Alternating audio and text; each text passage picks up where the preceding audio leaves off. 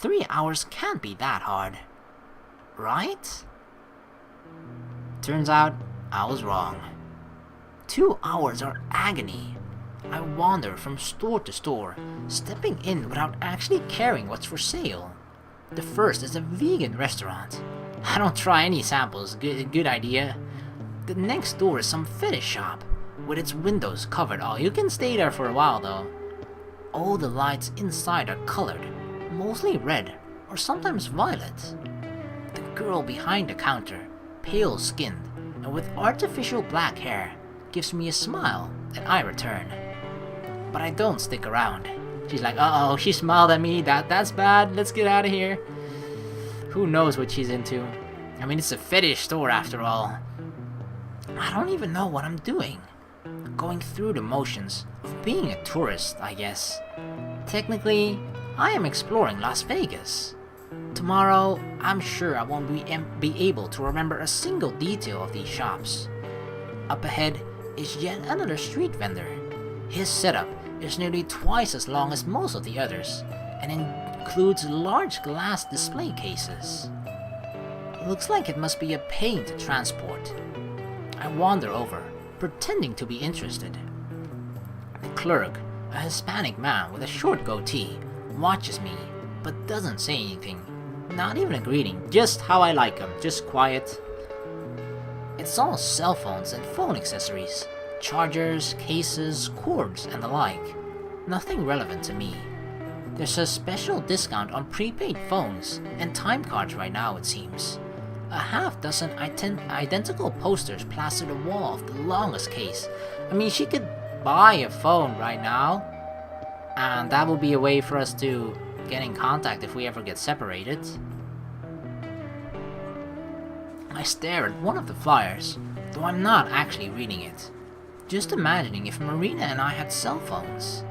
It might help at times like this. Times when I'm being ridiculous and clingy like an idiot. Being able to reach her any time would be nice. But would they get much use? That's when I realize something, and I'm dumbfounded by a simple fact.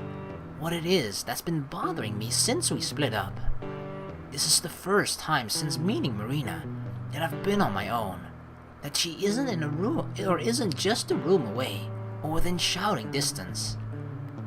Even though it's only been a couple of hours, I suddenly feel profoundly alone. It's pathetic, I know. I'll see her again in less than an hour now. But the anxiety of separation gets the better of me. It makes me sick as all the horrible scenarios rush into my head again. The ones where something bad is happening to her, and she's not able to call for help. I look at the phones in the case. I've never had one, so I'm not really very knowledgeable, but they look cheap and flimsy. I tried to find a brand name, but it wouldn't mean much to me even if I could. Try to find Nokia, those things are indestructible. The only names I'd be familiar with are those massive companies who make everything, not just phones. The ones whose merchandise cost hundreds, if not thousands of dollars. I think Marina had a high say. I've heard they're pretty good. Then again, I've also heard about shady stuff with them suddenly replacing all their production workers with robots.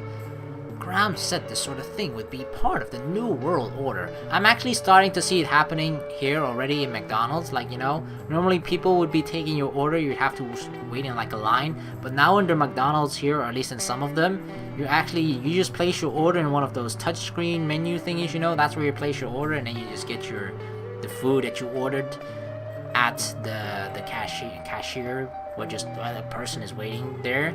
So yeah. The robots are slowly taking over. Doesn't matter though. It's tempting, but there isn't much point. In just a week, less now even, Coachella will be over. And after that, well, a phone gives us a way to stay in touch. Once we've... I spin around and walk away in a hurry, feeling suddenly sick again. I must have looked like a lunatic, coming up, standing still, then freaking out and leaving. It's like she had a flashback of a phone, like, oh no, not this one, quickly get it away, and then she runs. Maybe that's why the guy didn't say anything. I just look like another insane junkie. I picture some tweaker stepping out an alley towards Marina, who of course wouldn't even notice. And I shove those thoughts out of my head. She's being very concerned, it's cute in a way, but all of the thoughts that she's having, it's kind of this irrational fear that you have, oh, all those bad things, yeah, they technically could happen.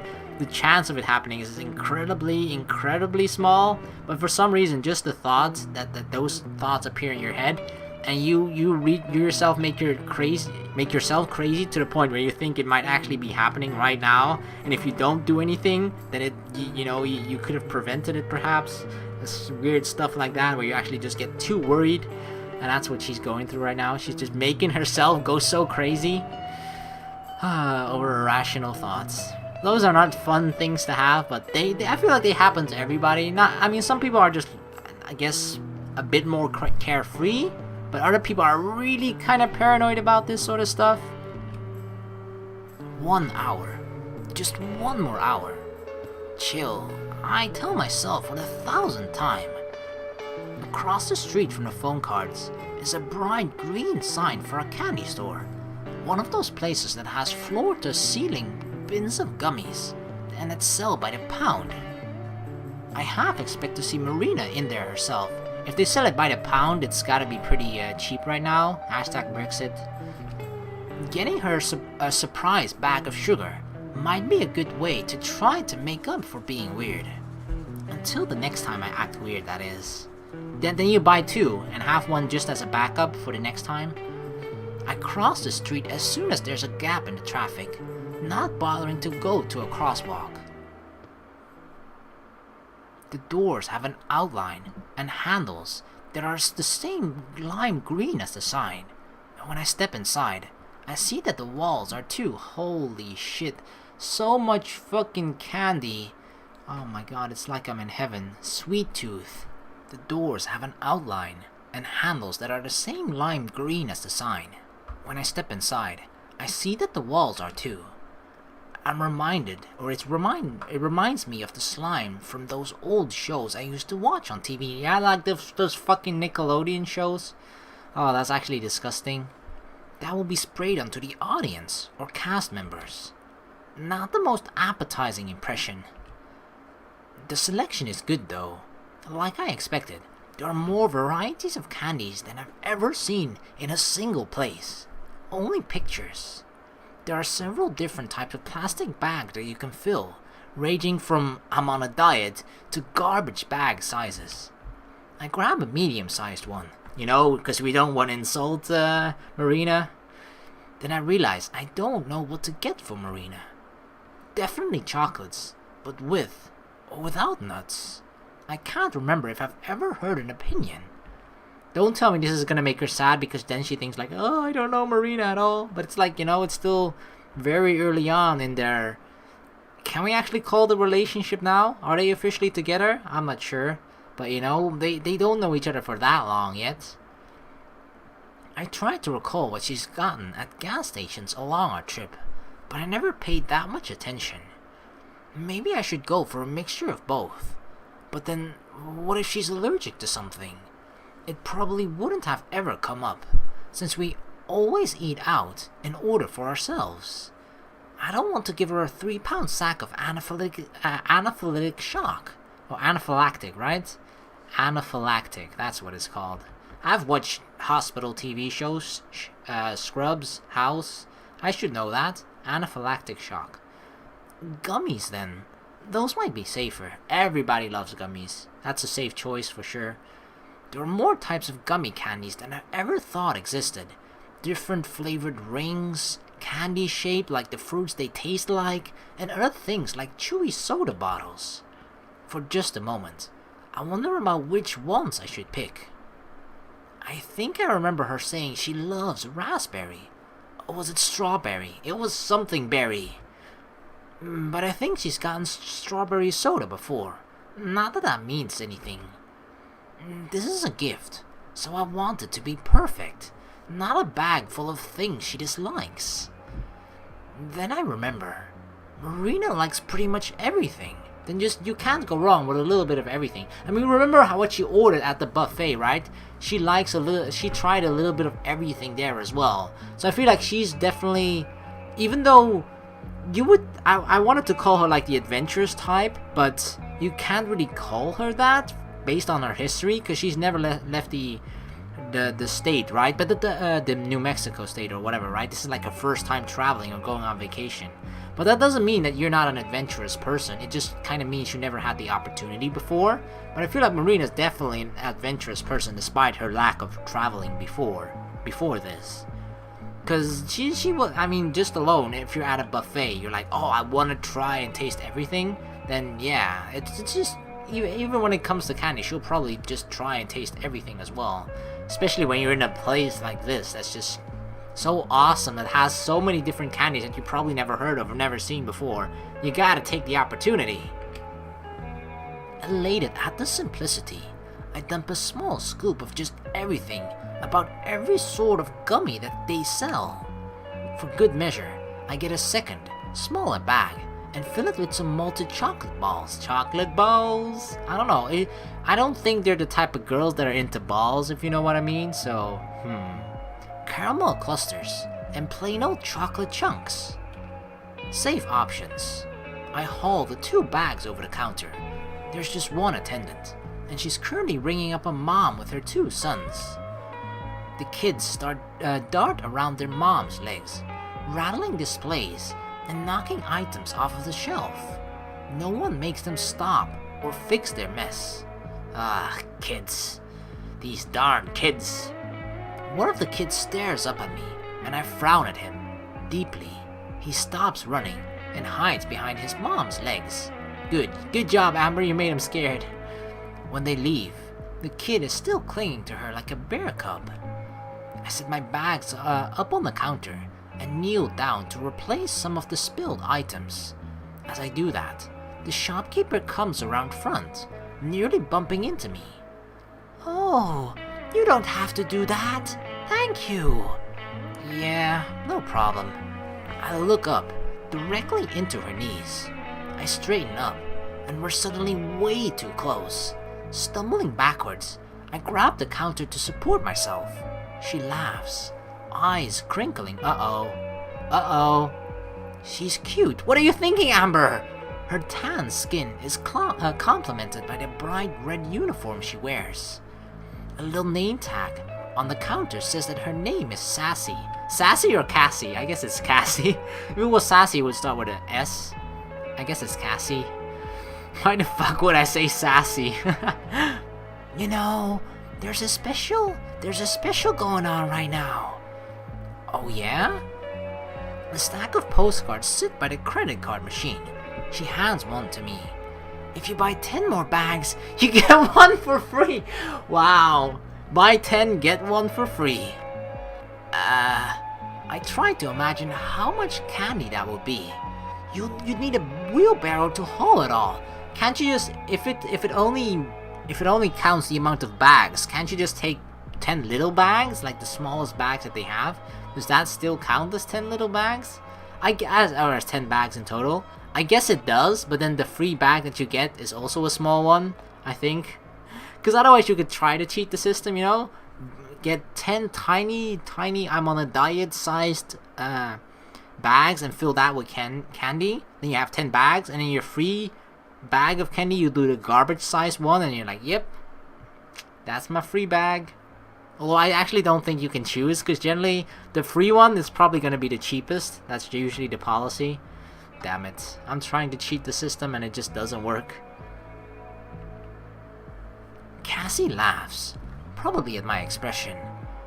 Yeah, we haven't had many people spring for that one. The person I'm buying this stuff for probably would. If she was here, this will probably be gone by tonight. I gesture at the bags, still sitting on the scale. Shopping for your sister? Or... Uh-oh. Nah, my girlfriend. Ooh, why is Cassie suddenly sweating? I try out the word, seeing how it sounds in relation to Marina. As expected, it makes my heart skip a beat. During that beat, I feel like I see the shopkeeper's face fall, just for a second. Yeah? Lucky girl. Thanks. I don't know if she means because of the candy, or because of me. It definitely felt like kind of the moment when they met, it was the stereotypical movie meeting moment where it's just like, oh, somebody drops something, I'll pick it up for you, and then you're both at the same eye height, you touch each other's fingers, and then you look each other in the eye, and they're like, oh, I'm sorry. Like, it kind of started that way, right? And then Amber started saying like, oh, she's cute, her tan skin, this and that, and I'm like, Amber, what are you thinking? What are you thinking? Don't do that. And then her disappointed reaction at Amber saying that Marina is her girlfriend made me think that there could possibly be, if it wasn't for Marina, sparks would be flying through the air right now, but now it's only one-sided. After ringing up my bags, she dumps them into an even larger bag. That seems unnecessary, but I guess it makes them easier to carry. She passes me the candy, as well as the receipt. There's a phone I'm pretty sure her phone number is written on the back of the receipt. Have a good day. Try the peach rings. They're my favorite. I will. Have a nice day too. The girl waves as I leave the store. Outside, I check the receipt since I wasn't really listening to the total. It looks like she didn't charge me for the smaller bag. Woohoo! Free candy. I glance back inside, but she's disappeared into the back room. I guess that answers my earlier question. Flattered, I head back to the Rio where we're parked. Yeah, she definitely liked Amber. It's not long until I'm supposed to meet Marina, and if I spend too long outside, her present will melt. Walking back to the casino where we parked is way faster than leaving it was. That's probably because I'm still missing the human pinball, so I'm not held up every time we pass a shop. I say that, but of course, I'm eager to see her again. In some parallel universe where I hadn't met Marina, I might have stuck around the candy store to chat for a longer time. Definitely. But unfortunately for Cassie, I already have someone. Good Amber. Don't you dare forget about Marina.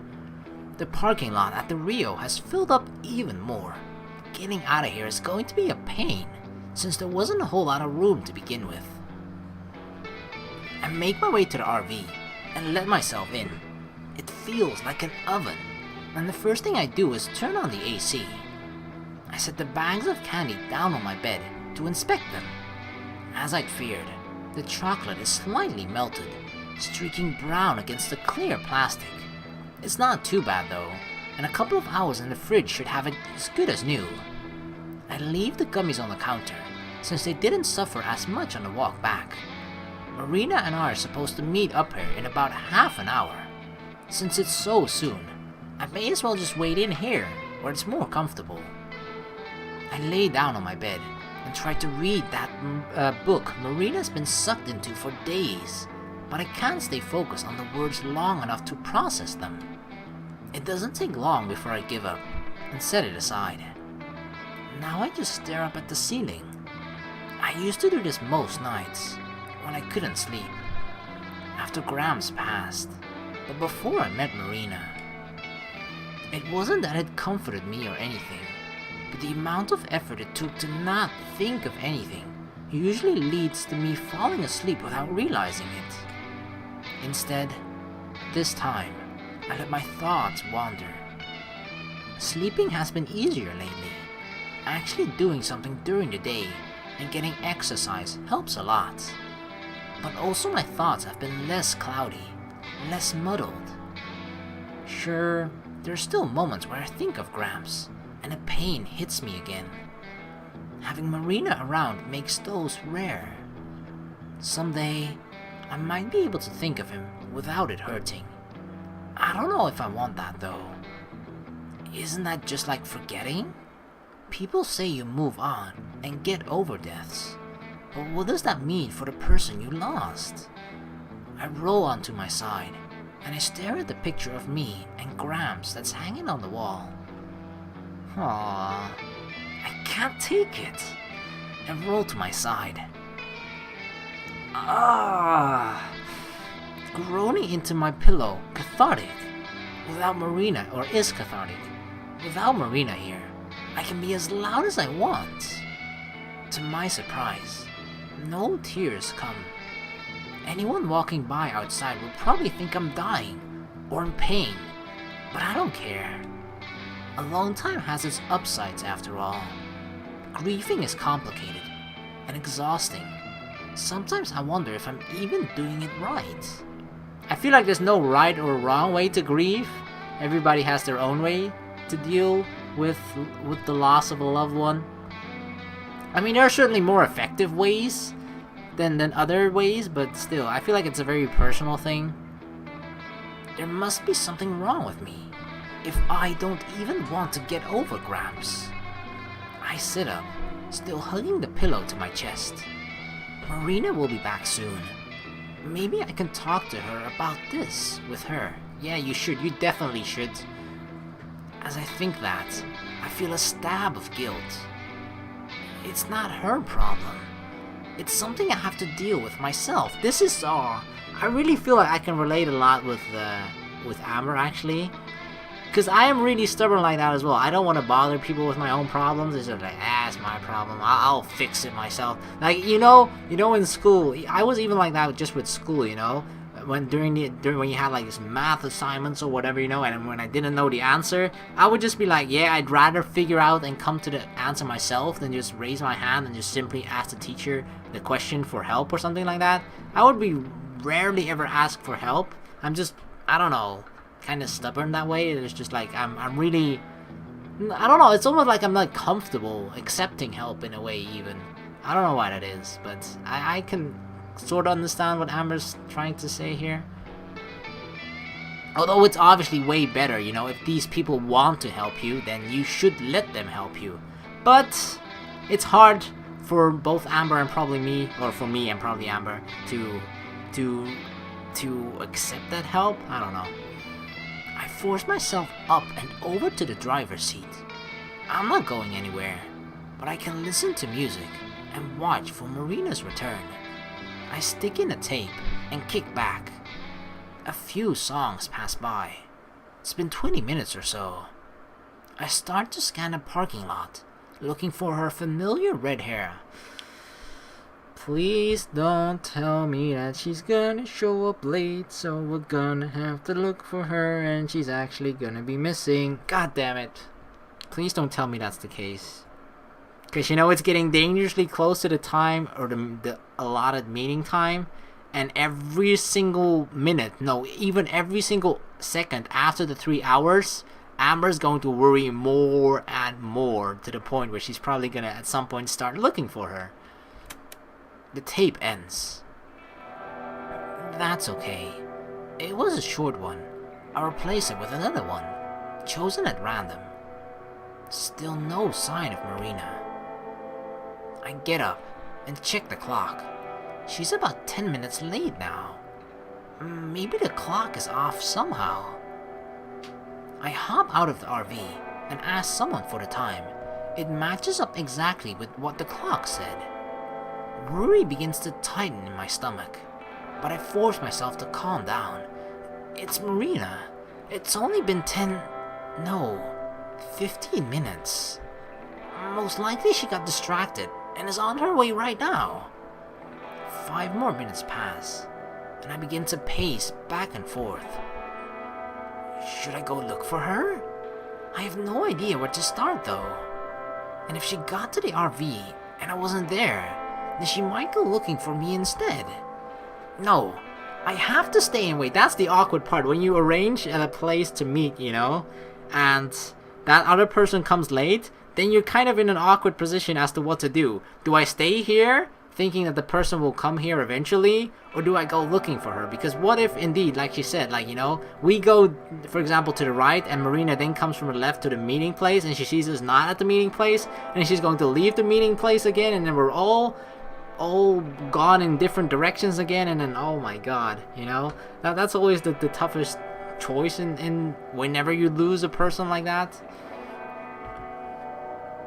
Another 10 minutes. She's half an hour late now. I'm so buying us cell phones. As soon as she's back here, we're going to go to that guy on the street and we're getting prepaid phones. From a few streets away, I can hear the sound of a siren, a fire truck, or ambulance or something. Oh no, this is gonna make her even more paranoid. What if it's Marina? Those thoughts always come up in your mind, even if it's so still again, like so unlikely to happen. These thoughts will cross your mind, okay? If a person is like, oh shit, she's half an hour late, and then you hear a police car like, what? Could that be for Marina? The knot in my throat feels larger. I cough, just to relieve some of the tension. I have to go look. I can't take just sitting here. I switch off the engine, throw my shoes on, and climb out. And then I see her, head down, walking slow, but coming towards me. What happened? Marina! The relief in my voice probably conveys the panic that just drained out of me. She looks up at the sound of her name. That's when I see that she's crying. Oh no, what happened with her? Did her surprise not go well or something? Why is she crying? Please, Marina, no. Oh my god, you actually see tears on her face. What's wrong? I rush over. What's wrong? Alarm poisons my voice. Did something happen to her after all? I put my hands on her shoulders and shake her gently. Marina, talk to me. What happened? Are you okay? She still can't talk, but she nods. Thank God. There are no sobs, but her eyes are pouring tears. Every so often, she hiccups, like she's barely restraining herself from fully bawling. Come on. I take her hand and lead her back to the RV. No one is gonna gives us a second glance. This is probably a common occurrence here. Yeah, they probably thought like, Marina just lost all of her life savings at the casino. That always happens here in Las Vegas. People cry about that stuff. Marina silently follows me into the RV. I lead her to my bed and have her sit down. I sit beside her, alternating between rubbing her back and her shoulders. I try to get her to calm down. Slowly, her breathing slows to normal, and when I offer her a tissue, she blows her nose, loudly. Then she takes a few more to wipe her eyes. Rather than prod for more, I wait, even though it takes all of my self-control. After a shuddery breath, she looks at me, eyes still watering. I messed up, Amber. Bad. How? Her breath catches again, and she sobs. It's hoarse, and seems to take her by surprise. I immediately rub her shoulders again. Where did she lose the drawing or something? The portrait? Cause I don't think she had it with her. And then there's a knock at the RV door. What the hell? I stand up, but I can't see who it is from here. Who is it? What, is it the police? I'll be right back. I unlock the front door and open it to an all too familiar face. It's time to pay up! Maria, what? I shut the door. Before it's even fully latched, Maria starts to pound on the door. What the heck happened? Did she come across Maria? What does she mean it's time to pay up? What is she talking about? I lock it and head back to Marina. Let them in. Huh? Go let them in. It's Maria, right? Yeah, but how did you... Wait. Does this have something to do with... Marina nods. What the fuck happened? With a bad feeling about it all, I go back to the door, which is still suffering Maria's assault. I open and step back so they can enter. Maria storms in with a huff, acting like always as if she owns the place. Joseph and Tess fall in after her. Joseph gives me a smile and a small shake of the head. Sorry. He says it so quietly that I don't think anyone else hears. I figure I'll find out why he's apologizing here in a second. Like a conqueror, Maria marches over to Marina and jabs a finger in her face. Time to pay up, dits! In 2 large steps, I move between the 2 of them. Okay, what the hell happened? Didn't you hear? I was about to when you attacked my front door. Well, allow me to deliver the bad news then. Sis stole Marina's gold. What? What? Did not. It's impossible to figure anything out. Marina is crying too hard to talk, and Maria's just yelling nonsense like usual. I turn to Joe, who's keeping a safe distance, along with Tess. What happened? Did Marina take some of the gold and now somehow Maria ended up with it? Well, not somehow, but what? Can you please explain? Yeah, sure. Mare ended up making Marina a bet for all that gold, which she lost. It was a pretty silly thing, and I told her to just let it go. But here we are. Why? Why did she bet over the gold? What? I don't understand anything, or like, I understand what happened, but I don't understand why it happened. Why did it even get to this point? Why is Marina making a bet for all of the gold? Why? I'm equal parts amused and disgusted that Joseph uses the same nickname for Maria as I do for Marina. Yeah, that's actually weird. Come to think of it, I'm not sure that I ever noticed how similar their names are. I kind of noticed a little bit, because I think at the beginning I actually probably a couple of times messed up their names a bit, calling Maria Marina and the other way around as well, maybe. A bet's a bet, and she lost fair and square. I don't think it was fair. The odds were kinda in your favor. I turn to Marina, the only person whose opinion really matters to me. Was it fair? Slowly, she nods. What game did you play? Poker.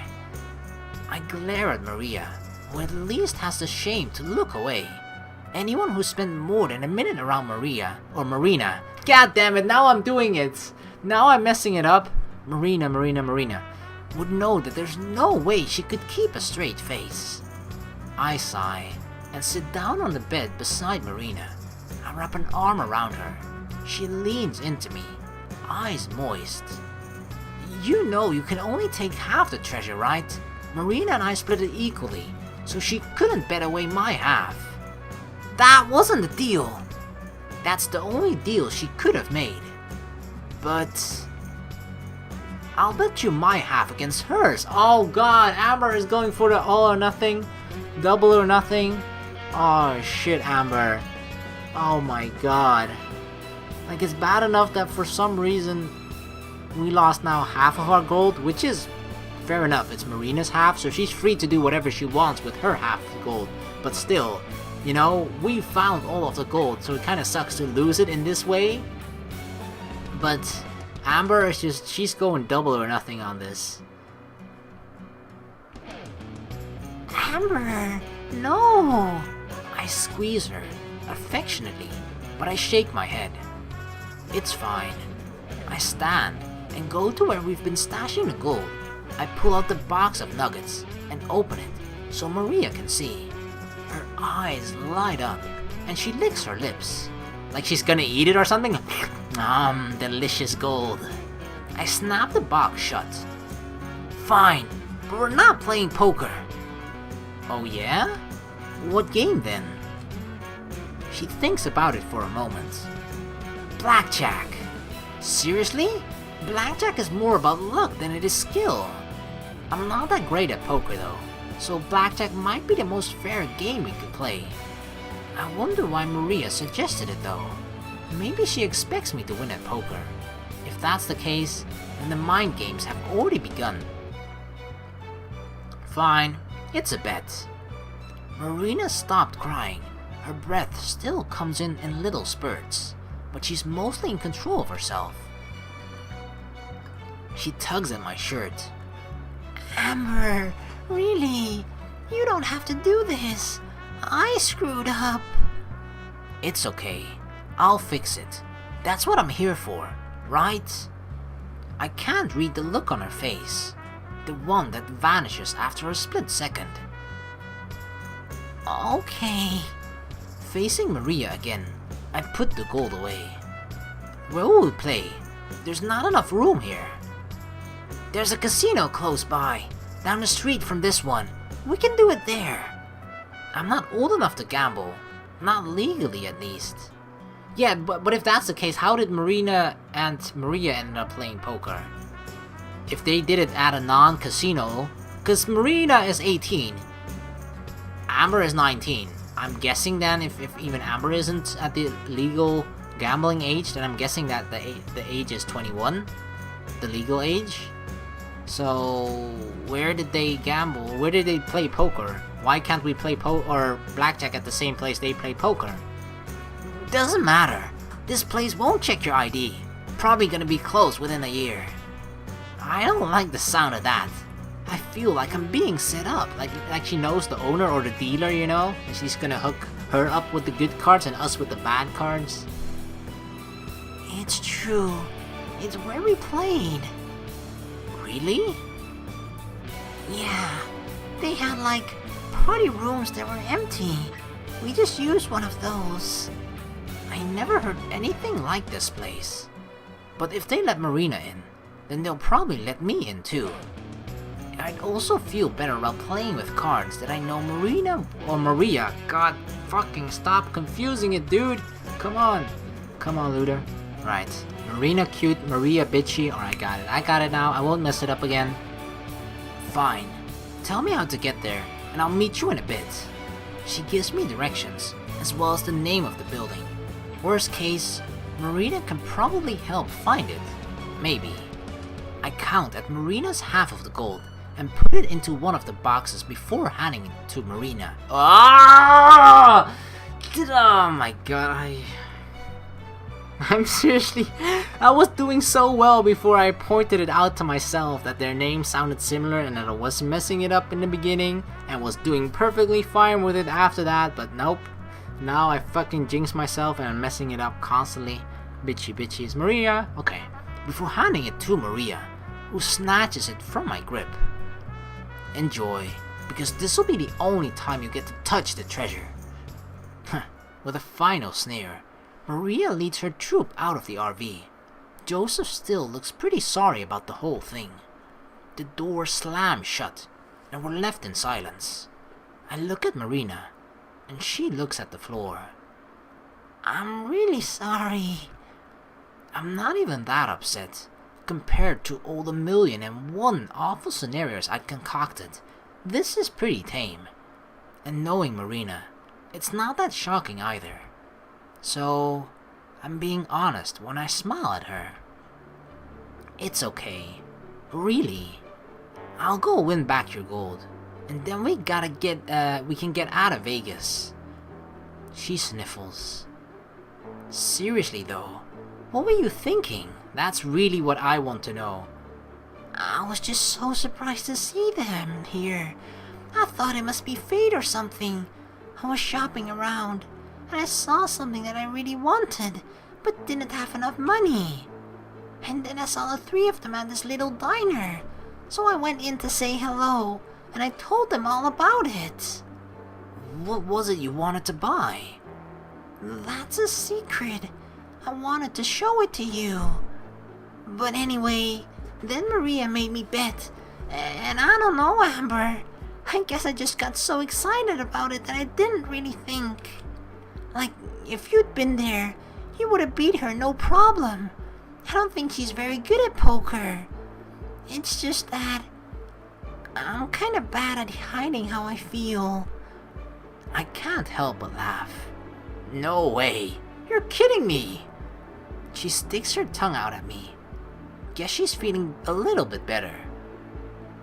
Really though, what if you lose to Maria? Then I lose. It won't happen though. Are you good at blackjack? A lot of it is luck. There's stuff you can memorize, like card combos, but I don't know any of that. What if Maria does? I doubt it. She would have played that against you if she did. Easier to make it seem like you just got unlucky, instead of her taking advantage of you. She didn't take... That's bullshit, Mare. She might not have cheated, but she still should have known better. Marina frowns and looks at the floor again. I can't tell if I'm helping or not. Then I remember the candy I bought her earlier. Oh, that's gonna totally cheer her up. It had totally slipped my mind over the last hour. Oh yeah, I got you something. Try to say sorry for being so weird lately, even though I've already said that too. I grabbed the bag of chocolates from the fridge and the gummies from above it. Eyes wide, Marina holds them to her like babies. Amber! Her eyes start to water again. It's only candy, Marina, calm down. Thank you so much. Hey, no more crying. This wasn't supposed to make you cry. Yeah, it's supposed to make you go like hum num num oh chocolate, gummy bears. She giggles, but that doesn't stop 2 tears from running down her face. Sorry, I'm crying a lot, huh? Kinda, yeah. Marina laughs again. She unties the gummy bag and digs around in it. The chocolates got a little melted on the walk back, but they've been in the fridge. They look fine to me. It doesn't matter if chocolates are melted or not. At the end of the day, you're just gonna fucking eat it anyway, right? She pulls out a few gummy soda bottles and then offers me the bag. I don't want to take too much, but I do find one of the peach rings the cashier recommended. It is really good. Sweet, but in a mild way. It actually tastes like peaches. Are you ready to go? Marina spins the bag to twist it, then ties off the top. Yeah. I vaguely know where the casino Maria mentioned is located. We passed it earlier today, but I didn't pay much attention to it.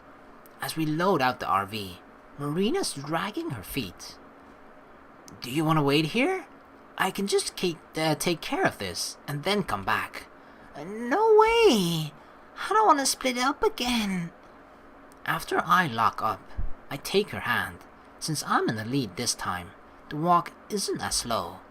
With the evening approaching, the temperature has gone down. At the same time, traffic is starting to build up. In a few hours, it'll look like an entirely different city here, once all the lights come on.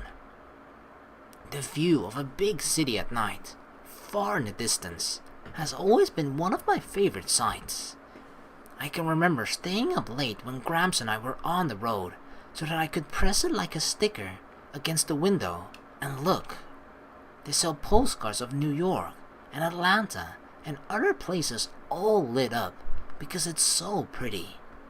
We've got a couple of hours until then. Neither Marina nor I say much while we walk. Even given the situation, it doesn't feel as awkward as some of our quiet times before, because this is serious mode. We know what to do. We just gotta, concentrate, hope, and pray for the best of luck. Soon, we reach the building Maria described. This the place? Yeah, this is it. We step inside. I can see why Maria said this place might be closed soon. Although it's pretty clean looking, there's hardly anyone here. A couple of people occupy slot machines, far away from each other. Aside from those two, and a bored-looking host, the place is pretty empty. Well, those 3 and the trio. Maria and her posse are seated on a semicircular couch.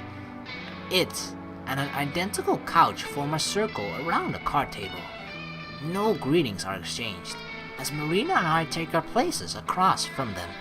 What? Did she change her mechanic outform thingy? Cause I feel like before it was kinda greenish, right? But now it looks black. A sealed deck of cards sit on the table. It's got gaudy Las Vegas landmarks and logos all over it. but at least it's legit. Should we ask that guy to come deal for us? Hell no! The only reason they don't check ID is because they don't care. If you attract any attention, they'll throw you out. Okay, so who will? I guess Joseph? Joseph is definitely, I would trust him. He's definitely the most neutral one, I'd say, even though he's obviously on Maria's side. He's not gonna cheat for her. I'm pretty sure he wouldn't do that. He's just a nice, cool, down to the earth guy. Tess can. What? You let a little girl? I mean, I kinda trust her too, but still. I prefer Joseph though over Tess because you know they're at least Tess and Maria are related. So, you know, maybe some of that bitchiness is hiding really, really deep inside of Tess, and this is the perfect moment for it to come out, even though Tess absolutely doesn't look like it, right? She doesn't seem at all like Maria, but you never know. It's in the genes sometimes. Really? No offense, but does she even know how to? Of course she knows. She's not an idiot. And before you get any ideas, she's more likely to help you cheat than to help me. Tess nods again.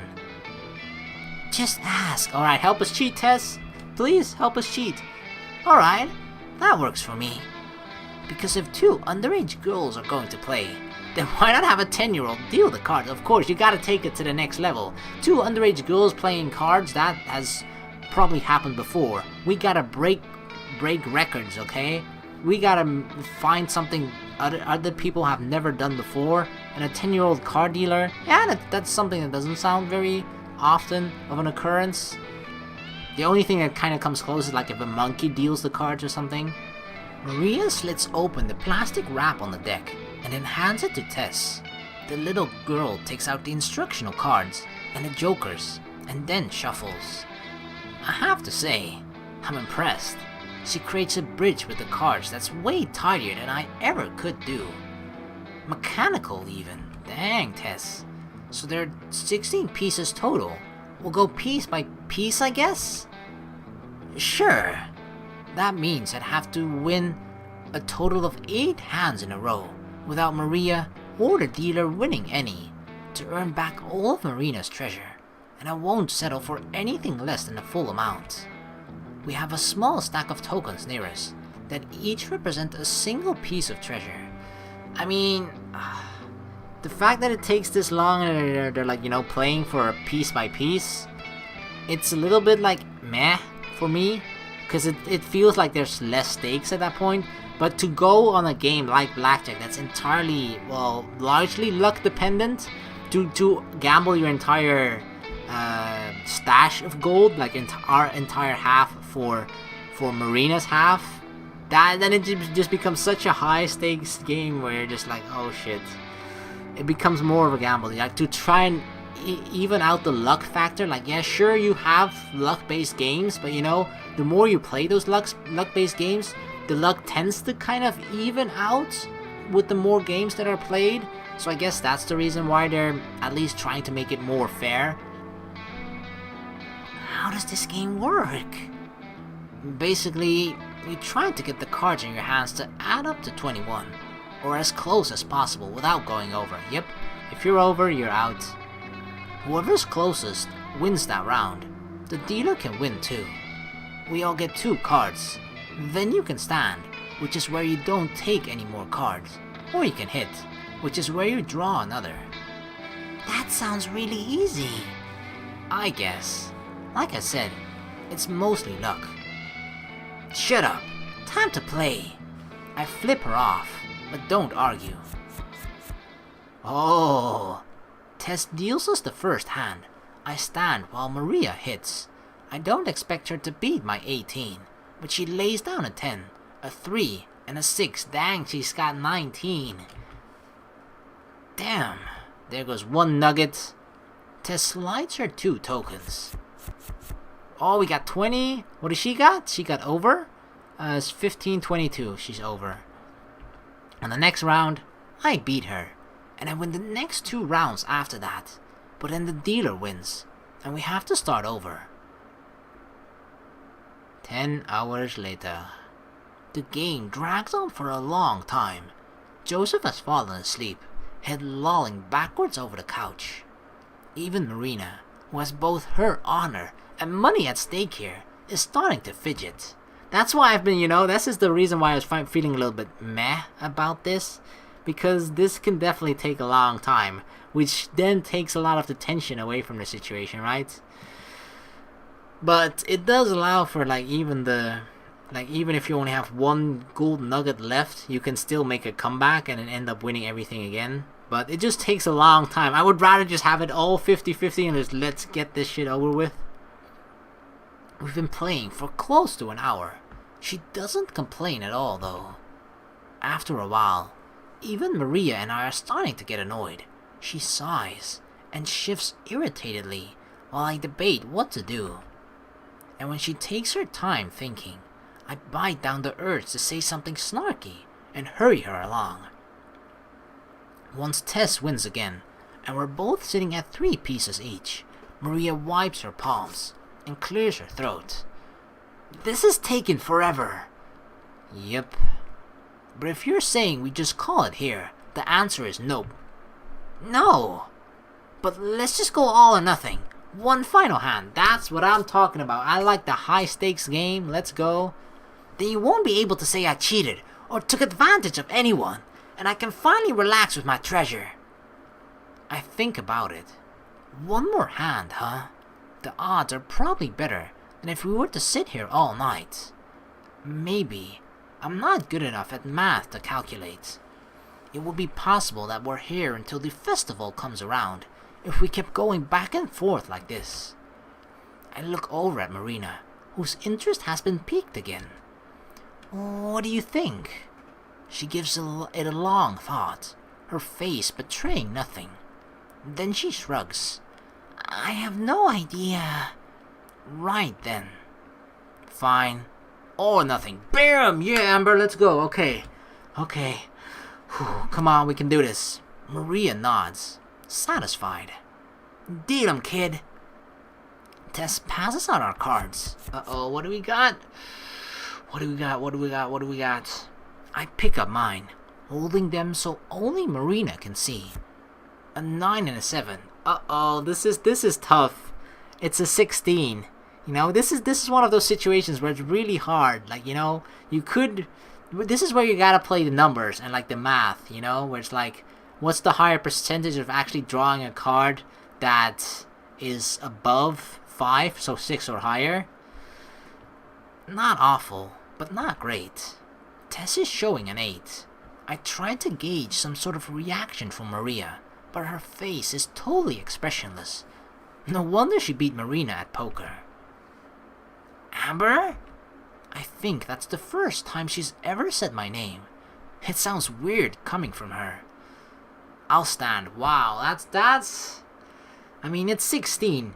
A lot of things can beat 16, but it's really this is just such a weird position to be in, because 16, as I mentioned before, there's lots of numbers that can make you go over 21, which is definitely what you don't want to do. So standing is definitely the safest play here, because you just don't want to go higher than 21, then you're automatically out already. So I guess the safe play is to stand, but I'm always a risky player when it comes to gambling or anything like this. So I would probably have say hit me. If we were to take a hit and draw another card, there's a pretty good chance it'd put me over blackjack, and that would be a loss by default. Sis? Hit me. Tess slides her another card, then flips one over the whole card. It's a 4, for a grand total of 12. That means we still beat her at least. Let's see. I lay down my cards and wait for Maria to do the same. Oh shit, what is it gonna be? She has 3 cards, okay? She has 3 cards. Considering that she said hit me, it probably means she had lower than 16 with her other 2 cards, unless she's really ballsy. But I think she must have had lower than 16 with her first 2 cards. So it's really obviously, as it always is when you say hit me, really dependent on her 3rd card. Except she doesn't. She just looks at my cards, flat on the table, face stony, mouth silent. Did we win? Then she makes a sound of disgust as and stands as she flings her 3 cards towards the table. I flip them over to see. A 3, a 2, and a 10. She's got a 15 with 3. Holy shit. We win! Oh shit, we won! That is not what I expected. Only 15 with 3 cards? I mean, you know, it's definitely possible to have low cards with your first 2, but that was not what I was expecting. Holy shit, 15. If I were her, I would have done it to hit me. That's all I say. Marina looks at me, then at the table, then back to me, making sure she heard me right. We got the fucking treasure back. It was ours to begin with. We freaking found it, okay, Maria? No offense, but if she had won the treasure like this due to poker and blackjack, it's definitely way less satisfying than all the work that we put into it at finding the treasure, you know? So for us it means more too, because we went through this journey together, looking for the treasure, finding the treasure, feeling the emotions that we felt when we actually found it as well, when we dug it up, when we heard the metal detector beep beep, and then we, you know, shoveled a hole in the floor, on the ground, anywhere in the earth, Mother Earth, and then, you know, got really happy when we finally found the box. Yeah, that's feelings that Maria herself never had about it. We did? Yeah, the total of her hand was closer to 21 than hers was. Strangely, I don't even feel excited. What? I feel excited. Not about the victory, which is nice, or the fact that it came over Maria, which is nicer. I just feel relieved. Marina squeals and explodes towards, half leaping, half tackling me into a hug. As I nearly fall off the couch, she plants a large kiss on my cheek, and then travels over to my mouth. Okay, not in front of other people. Oh God, Amber, I was so worried, but oh my God, thank you, you're the best. Her praises are dotted with kisses all over my face. Joseph, woken up by the commotion, looks away with a blush. She's like, oh yeah, some girl on girl action here. Tess, on the other hand, stares at us, creepily apathetic. I separate myself from Marina and stand up. Maria has already traveled halfway to the door, not saying anything in her defeat. Yeah, she's gotta be pretty angry about that.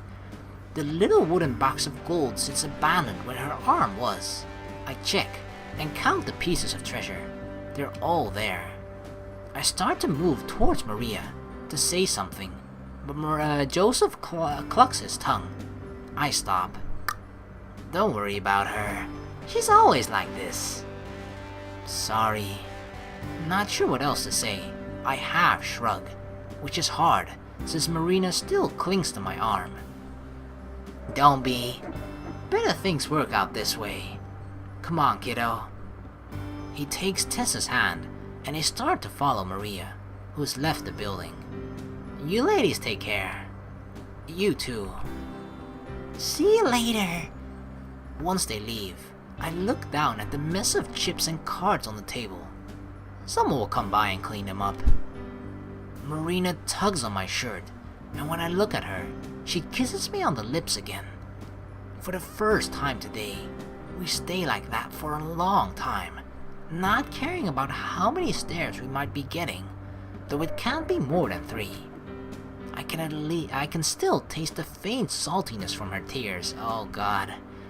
I feel her lips curve into a smile, even before we pull apart. Thank you. Seriously. I know I'm always saying thank you and sorry, but I am sorry that I screw up so much. Don't worry about it. It all worked out, right? Yeah, but only because you were there. I don't know what I would have done if you weren't. Well, if I wasn't, then you wouldn't be here either, you know? I mean it as a joke, but she doesn't laugh. Just leans into me. I know. And then we kiss again. We must look like perverts, just standing in the middle of a casino making out. Hey, let us be happy, let us make out here, okay? We just won back the rest of our gold. I feel like at this point we can do whatever the fuck we want. We can even do it here right on the floor. We're not gonna do that, of course. You ready to get out of Vegas? Definitely. But, one thing first. What's that? Can we get something to eat? I was hoping you'd say that. I saw this Chinese place earlier that smelled amazing. Sound good? Very. Hand in hand, like always, we leave the casino and make the quick walk to the restaurant. I'd come across it while waiting for Marina for before. All along the strip, more and more lights are coming on. It's hard to tell that it's getting much darker out because of how much artificial light there is. We get to the restaurant and eat outside on the patio, watching as more and more buildings are illuminated. By the time we're done and back at the RV, Las Vegas has shifted fully from daytime to artificial daytime. Before we buckle in, I pull back all of the curtains. Make sure you get a good spot by the window. You're gonna want to see this. Oh my god. It starts slowly. Just a few lights in apartments' windows coming to life, or lonely streetlights flickering on. I drive slowly, so as to keep us here longer. Beside me, Marina shifts impatiently, but doesn't say anything. By now, she knows when I'm being serious. I know she won't be disappointed. As more and more lights flare up across the skyline, I can see Marina shift to get a better view. I smile to myself. This is what I was waiting for. You just know when you're in love, when you're just happy, when you see that other person being happy, that alone makes you yourself happy. I mean, just her reaction alone, you know? It's awesome. What she was waiting for, even if she didn't know it. Las Vegas lights up like a forest of Christmas trees, glimmering orange and yellow against the muddy blackness of the night sky. The further away from the heart of the city we get, the more of its gorgeous sprawl we can see. Soon, it's so immense that the entire world seems to be awash with forced color. I ignore the signs that will lead us all the way out of Las Vegas, and instead cruise along the streets that will let us admire for longer. Marina's head slowly turns with every bend in the road, her gaze magnetically fastened to the city. Skyscrapers zoom by, each one another pillar of light.